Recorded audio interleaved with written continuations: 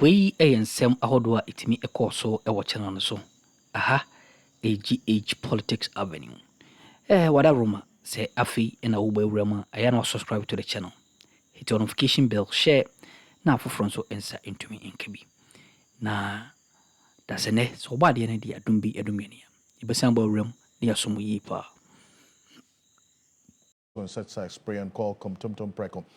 The Office of the Attorney General has brought charges against two former senior officials of the National Service Authority in connection with a major corruption scandal involving the alleged misappropriation of approximately 653 million Ghana cedis. Now, in separate court filings at the Accra High Court in Accra, the state accuses the former executive director of the National Service Authority, Osea Sibenchi, and the former, his deputy executive director, that's Gifty Mensa, of masterminding two separate schemes. And the details of this scheme, the Attorney General, Dr. Dominic Akretinga-Ayine, has detailed in previous press conferences that he has addressed. Now, these schemes reportedly involve the diversion of public funds through the creation of ghost service personnel and the acquisition of fraudulent bank loans. Let's recall exactly, some detail the Attorney General gave about this particular issue in previous press conferences that he addressed. Take a look. In the National Service scandal, 8 suspects have been interrogated, and a good number of them have started singing. They've, they are cooperating with our investors. No, they've started singing, literally. Yeah? So we will give you details of their songs at the appropriate time. In view of the fact that,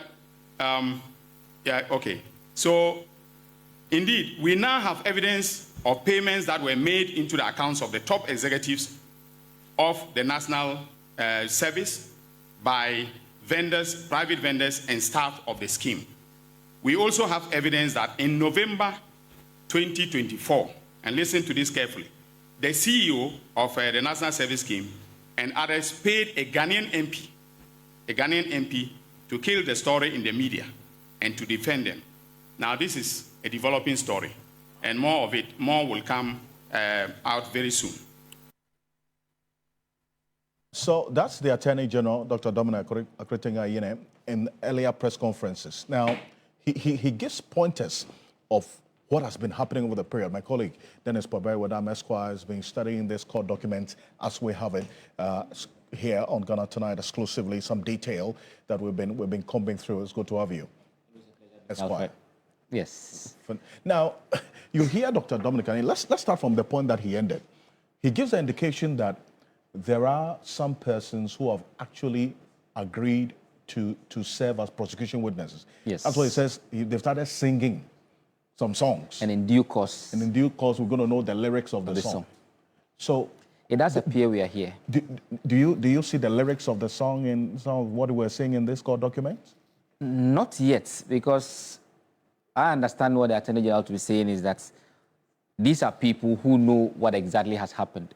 So in due course, when the need arises for evidence to be led to prove these allegations that have been brought against these persons, we'll get to hear exactly what these people have. Mind you, the Attorney General started from a point where he talks about people approaching him and asking that they should be used as prosecution witnesses instead of being tried themselves. But of course, when this announcement was made, many were asking questions as to why it has taken so long before the Attorney General put these people before court, because he himself had indicated as part of this statement, given a timeline as to when he was going to do that. But the legal vacation came into the picture. Yeah. We understand that was the reason for which this could not be done. But now here it is. Officially, the charge sheet is out. They are yet to be put before the courts. We understand somewhere within this week that will be done, where the persons named here will now properly be put before the courts for their plea to be taken. Right. But it's important for us to know which offenses or which crimes they are alleged to have committed, for which reason we are here. Now, generally, there are around offenses of causing financial loss to the states, around stealing, and also matters of money laundering, and also, yes, issues of that misappropriation. But what is important to note in this particular one is that in other instances, you would have seen that because all the persons are being held before the court on the same or similar set of facts, you would find them that they'll put them on one charge sheet. Right. But what we see here, they are separate charge sheets. What it means is that they are going to try them separately. I see. Yeah, so these are the counts that you see in respect of the former executive director himself, That's it. Ose Asibenchi. How many This is charges account have been of, slapped on him? so in his case, there are, Could we go through it all? Yes. You know. so there are 14 in his case. And like I said, the general sum of it is because some of them appear repetitive because of the way we do a charge sheet. For the benefit of the public. For the benefit of the public. Some education. So each instance of an act will constitute a count.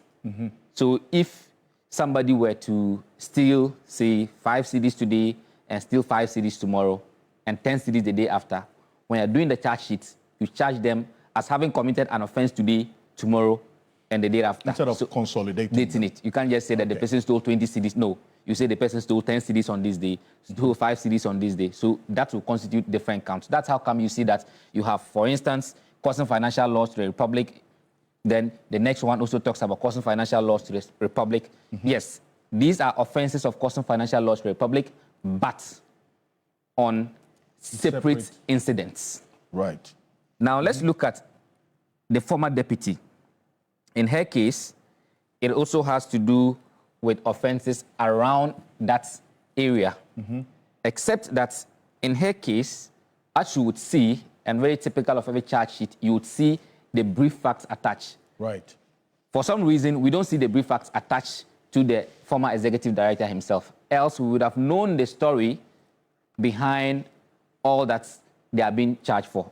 But in the deputy, we will see that pretty shortly.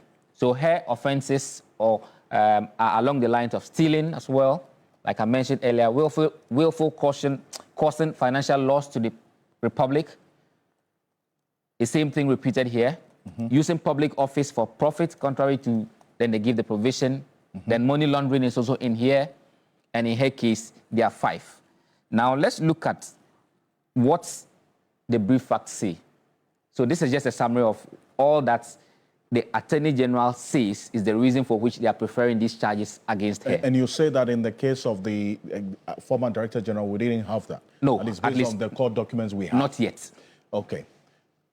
But it will be unusual that they will go to court and that's... Without it? Yes, because it's part of the procedure that after their plea is taken, the brief facts will be read to the accused persons and, of course, to the court. So we just try to animate the brief facts in the case of the deputy or the former deputy, just so we appreciate what is happening. Now, this person is accused because she played a role when she was the former deputy executive director of the National Service. This agency, we know, is responsible for deploying graduates to do their national service. Now, there's a case made about a platform that they call the marketplace platform. What is this platform and how does it play a role here? Now, this was a platform that was created just so it will ease the financial burdens on national service personnel and allowing them to apply for loans and to purchase products on hire purchase. I see. And this was done through vendors. These vendors had to be registered. So they were only allowed to do the hire purchase from people who were registered to offer that service. Now, what happened? Each time you buy from these vendors, the money is deducted as a national service person, of course. The money is deducted directly from your service allowance. So it means that there's guarantee of payment for you once you're a vendor. So that's 699 CDs. But if you go and buy anything from any of these vendors on hire purchase, by the time you receive your money, some amount would have been taken. Yes. Because they will spread it over a period. Exactly. And that money will go to the vendors. Right. But these vendors are registered vendors. Interesting. Now, what role did the accused person play in all of this? Now we are told that in her capacity as the deputy executive director then, she was in charge or had the oversight of finance, audits, and procurement departments, and was solely responsible for approving merchants and vendors. So all those people who offered such services as vendors, she had to approve that on the marketplace platform. Right. What happened? There were investigations into that to see if there was any wrongdoing.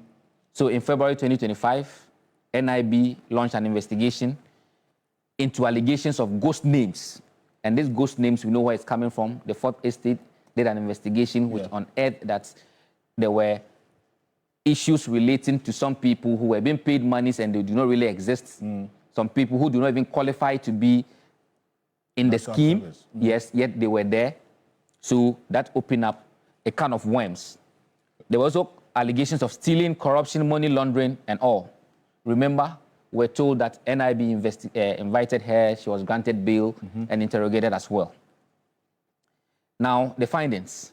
They said that the investigations revealed that between 2022 and March 2024, the accused allegedly informed officials of the Agricultural Development Bank that her private company, Blocks of Life, BLC, had an agreement with the NSA to sell products on hire purchase to service personnel, and this led to what the Attorney General says was an act of corruption and financial impropriety, because she would go, as the Attorney General says in the brief facts, and procure a loan from ADB using names of persons who she had said were on the National Service scheme, but it would later, as they found out, were ghost names to procure that loan. I see. In fact, the loan she wanted was about 78 million Ghana cedis. The bank said they could not do so. Else, if they were going to do so, it meant that they were going to be deducting all the allowances that were due the persons who were presented. So they gave her something around 31.6 million. And that is the amount, part of which she's been charged with these offenses. So it is her company, it is on the strength and capacity of her company that she approached ADB. The company is what? Blocks of Life. But mind you, Blocks of Life, being a vendor, she had a rule to approve who gets to be a vendor in there. Right, I see. So is this the same Blocks of Life concert that her husband is alleged to have been what, one of the directors? Yes. Now we are even told, as part of the brief fact, that there was another person who also played a role, who happens to be the mother's driver. So there's even more emerging in respect of who actually owns, or the ownership and the management of, Blocks of Life. So, Alfred, that is what we are dealing with. And in the coming days, as we are picking information, they'll be put before the courts for their plea to be taken. And then the real deal begins there. But it's also worth putting it out that with all what we have shown, the burden of proof is still on the Attorney General, as it were, is it not? Precisely. To prove this beyond reasonable doubt in court. Yes. And the Attorney General has always maintained that if he does not have evidence, he will not go to court. So now that he's in court, the assumption is that he has evidence to prove all these allegations that he's bringing against these persons. Beyond the press conferences and everything else that we've had. In fact, on Gifty Mensa, this is what the Attorney General said at one of the previous press conferences. He was giving updates on this case. And then as we'll get to a second part of it, because you raised another issue which the Attorney General captured in that earlier press conference. Take a look at this. For instance, we have conclusively established that after collecting these funds, some of the suspects, such as Gezi, Nyako, and Othing, handed them over to suspect Ose Asibe Entry in cash, and on some occasions deposited the cash into his bank account. Ose Asibe was the Chief Executive, the Director General of the National Service Authority. Some directors, such as Gifty Mensa, created and executed a meticulously detailed plan using NSP, National Service Personnel Allowances, as security to obtain a loan of 30,698,218 cedis, 69 pesos, from the Agricultural Development Bank, ADB, at an interest rate of 23%. She achieved these results by using other people's information to register a company called Blocks of Life Consult without their knowledge or permission. Subsequently, she presented Blocks of Life Consult through a middleman in the person of Maxwell Akwesi Ofori-Mintah to an official of the Agricultural Development Bank, and listing her husband, Mr. Peter Mensah, a lawyer, to act as one of the directors or representative of the said company. She told ADB that the company specialized in supplying home appliances to national service personnel and proposed that ADB finance the company to enable it to supply these items on hire purchase basis to the service personnel, with the NSA being responsible for handling the deductions and repayments.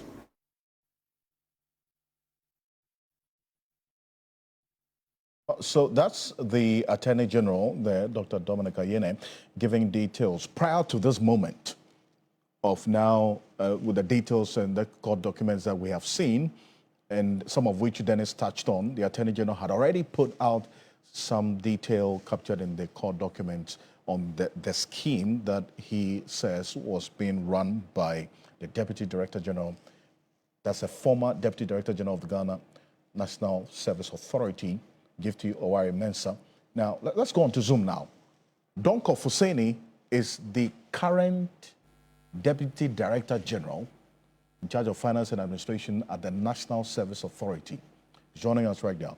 Mr. Fuseni, good evening. Thank you for joining us here on Ghana Tonight. Thank you for having me. Great. Let's first of all establish this. This marketplace scheme that was created to afford national service persons that opportunity to buy items on high purchase. Is it still there, or the new leadership has done away with it? Okay, so